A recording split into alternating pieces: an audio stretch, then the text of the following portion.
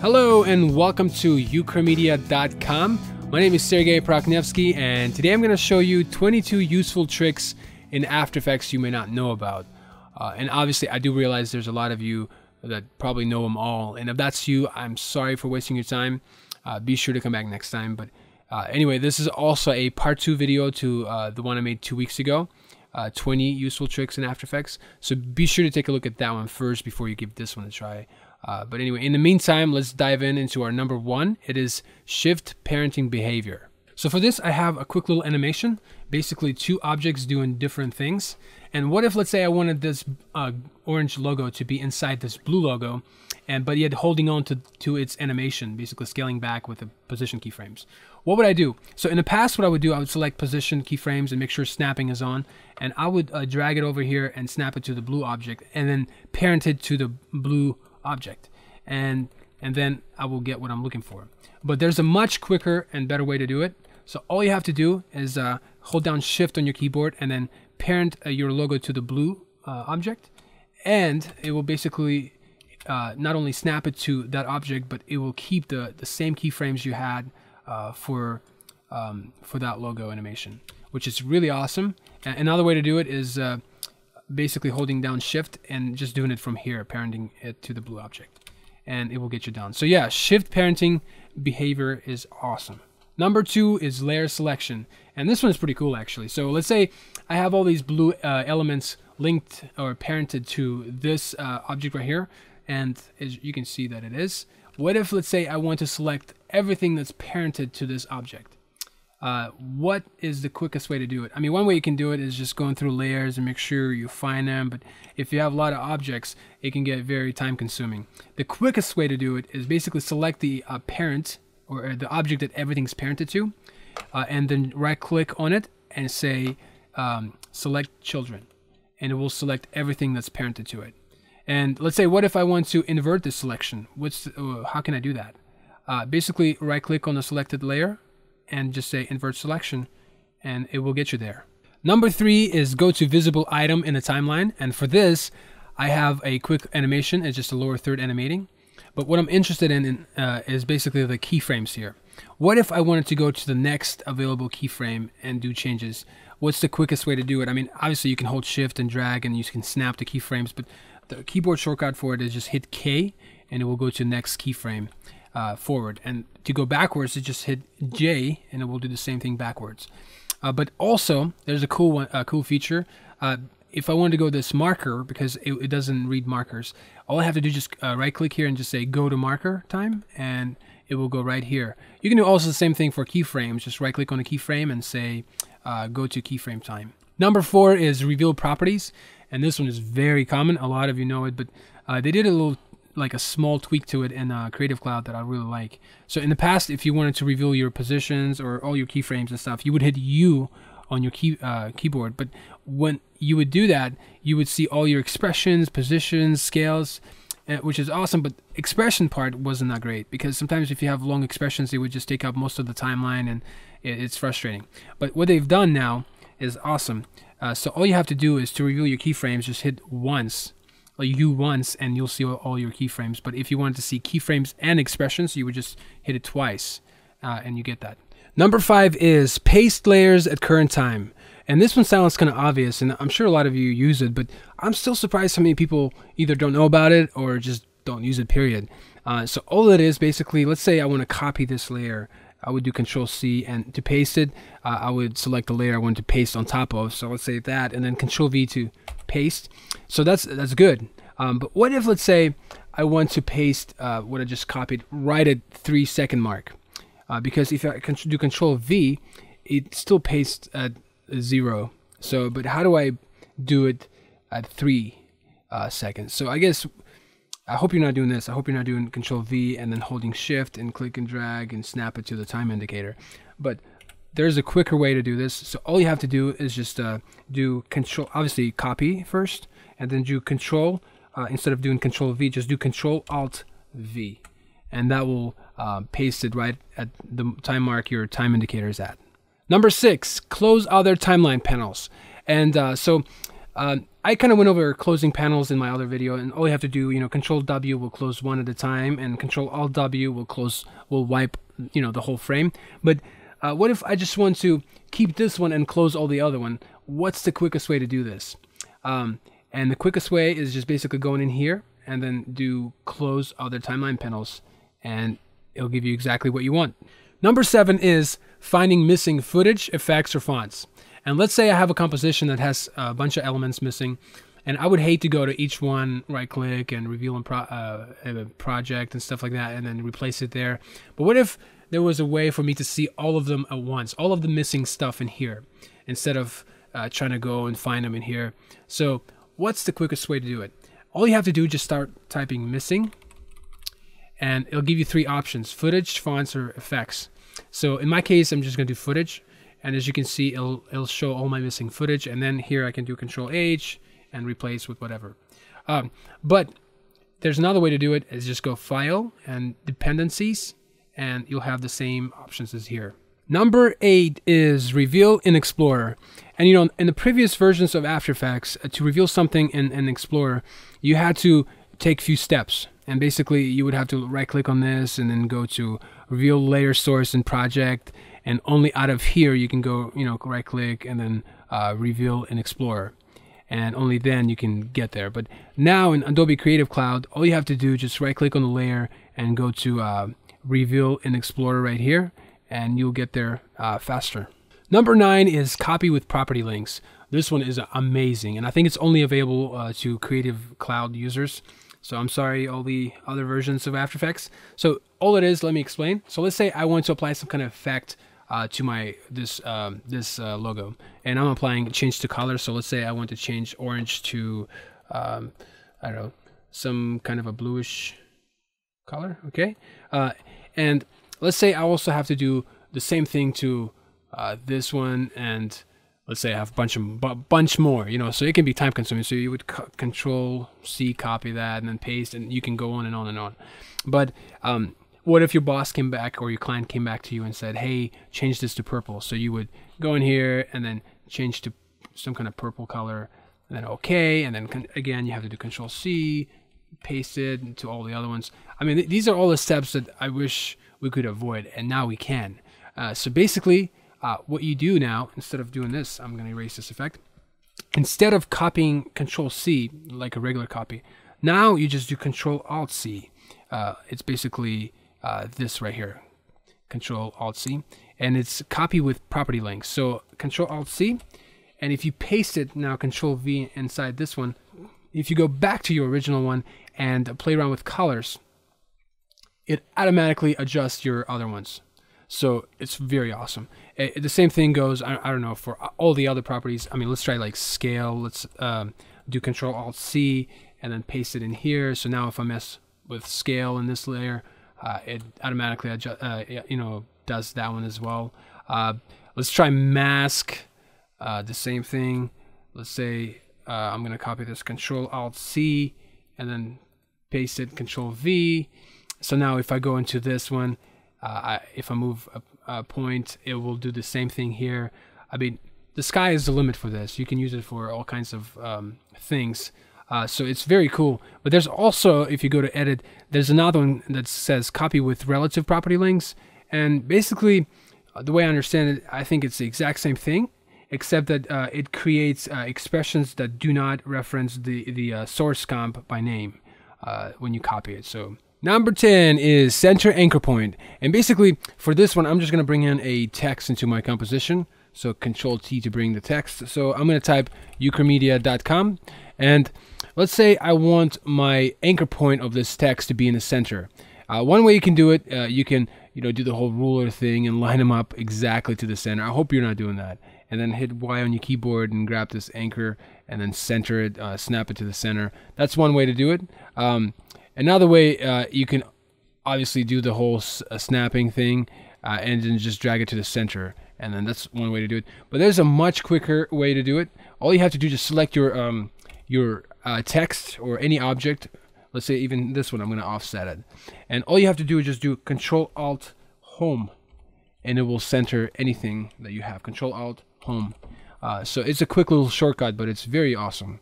Number 11 is center and view. And this one's kind of small, but it's very useful, really. So let's say I have this text, and what if I wanted to center it to the view or a composition? What's the quickest way to do it? I mean, one way you can do it is basically bring some kind of a reference of your center and bring it in here and do it like this or something like that. That's one way to do it. But there's a much quicker way to do it. All you have to do is just hit Control+Home on your keyboard, and it will center anything. The same thing goes for objects. So Control+Home. And I'll do the same thing, but the way it does it, it basically centers it according to your anchor point. So if you move your anchor point to any other position and do Control+Home, it will center it according to that anchor. So that's good to know. And so it's very small, but it's extremely useful. Number 12 is fit to comp. And this one is kind of a common one, but there's still a lot of people either don't know about it or just don't use it, period. And so what this is simple. Let's say I have an image of my composition and I want to scale it to the width of my composition. So what's the quickest way to achieve that? And there's a shortcut for that. So just do Control+Shift+ALT+H, and it will scale your image to the comp, to the width of the comp. And then what if I wanted to scale it to the height of my composition, something like this? What's the shortcut for that?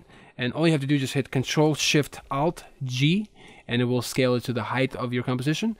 But what if I want to scale it to the whole composition? In other words, something like, something like this or something like that.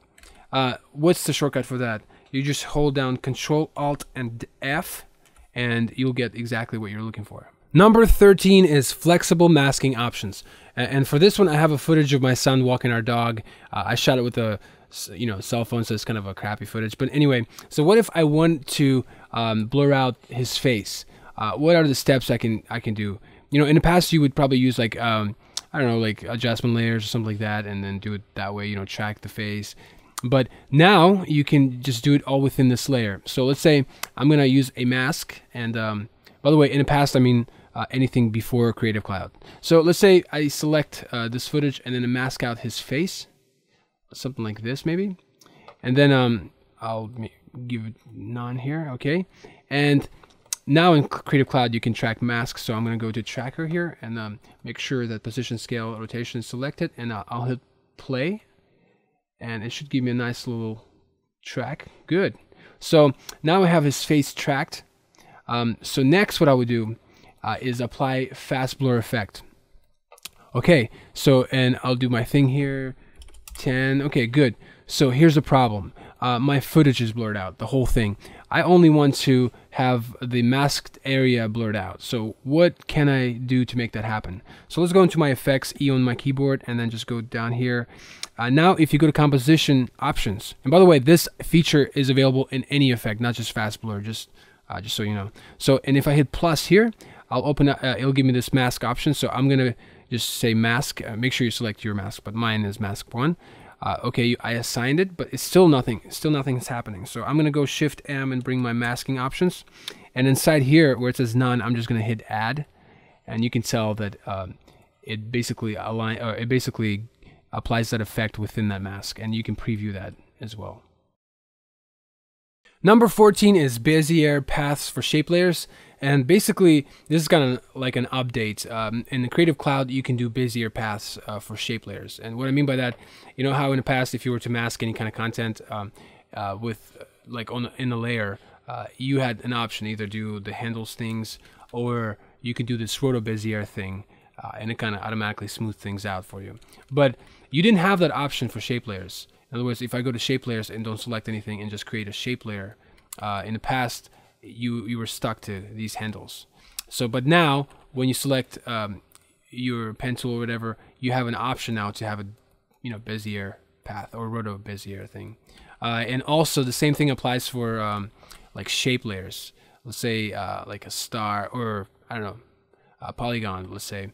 And if I don't have the Bezier path selected, you're stuck to the way it used to be. And you couldn't adjust points, you can drag them and stuff. You can adjust how many.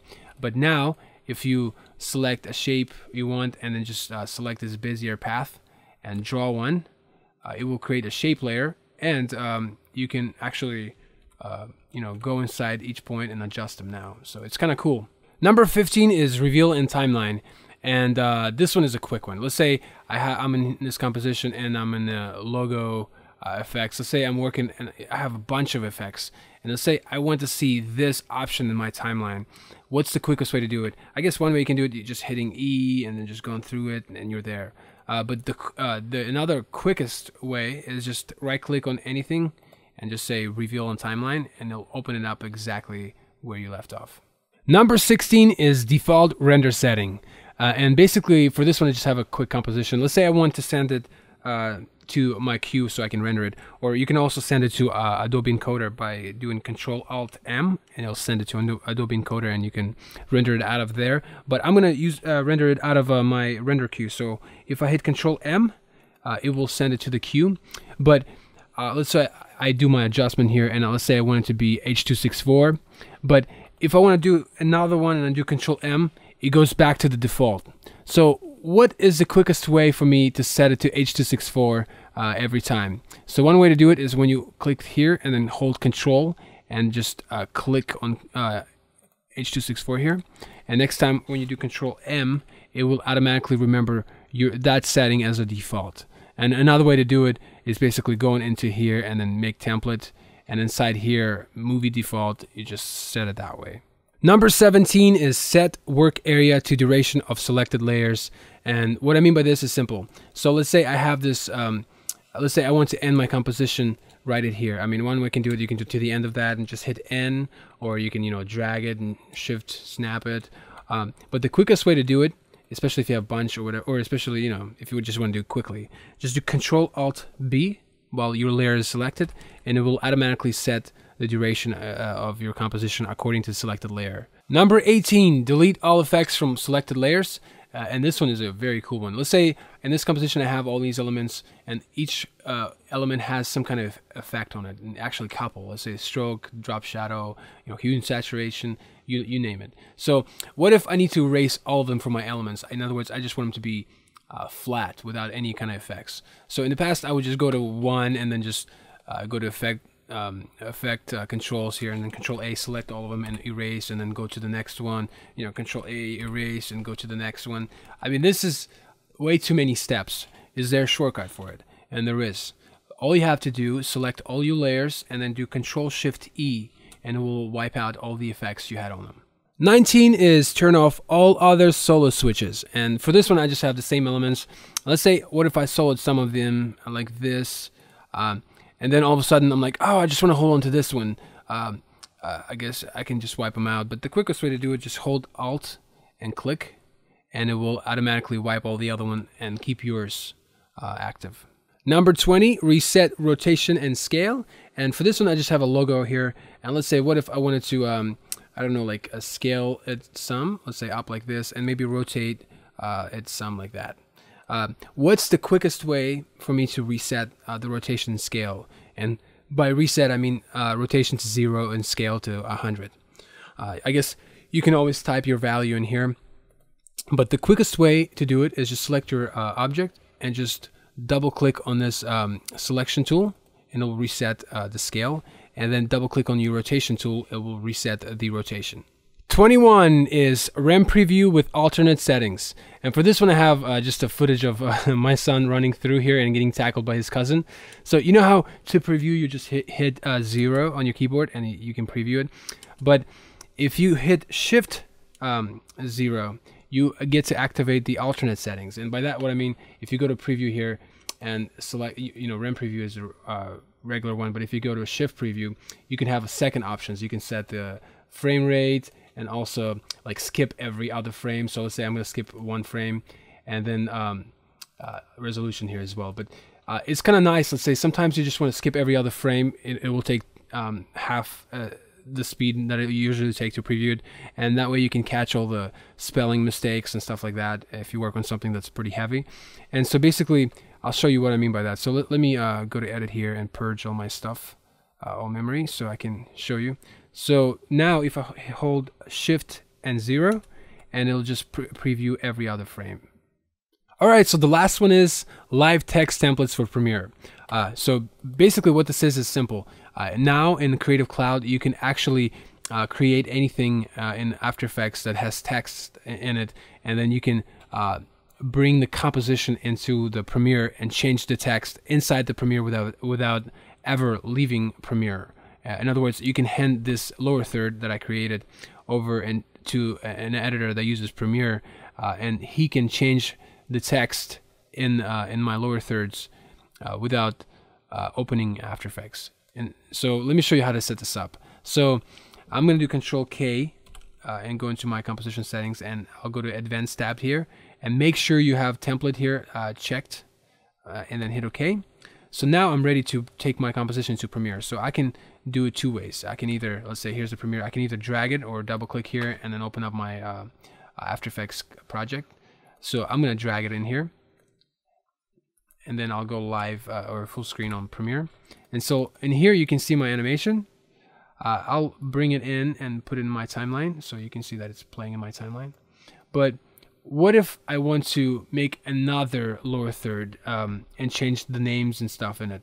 So you can do it this way. Just right click on your lower third and then duplicate, and then go inside this duplicate, and if you go to Effect Controls, and inside here you see ukramedia.com, which is this one, and then Sergei, which is that one. So let's say I'll change the name to let's do Mike Wolf, or Michael Wolf, and then if I go to it right here, you can see that it already changed my lower third to Michael Wolf, and now I can just drag it into my timeline, and here you have it. Alright, so this is the end of 22 useful tricks in After Effects you may not know about. I hope you found it useful. Please subscribe to my YouTube channel, like the video, comment, share it. I would love to hear from you guys, so add me on Facebook, follow me on Twitter. Yeah, it would be awesome. But anyway, thank you so much for watching. My name is Sergei Prokhnevskiy, and I'm with ukramedia.com.